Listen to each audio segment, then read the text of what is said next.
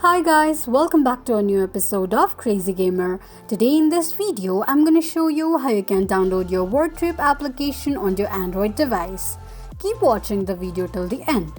To download your WordTrip application on your Android device, firstly go ahead and launch open your Play Store.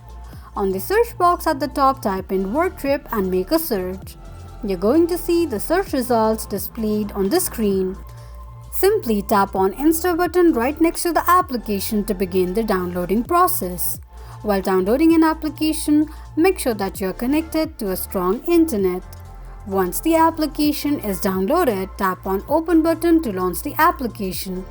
Open the application and that is how you will be able to download your WordTrip application on your Android device quickly and easily just in few steps. If you have any thoughts or queries, let us know in the comments section. Don't forget to subscribe to our channel.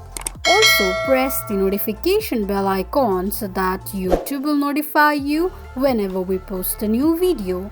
I hope this video was helpful to you. Thank you so much for watching.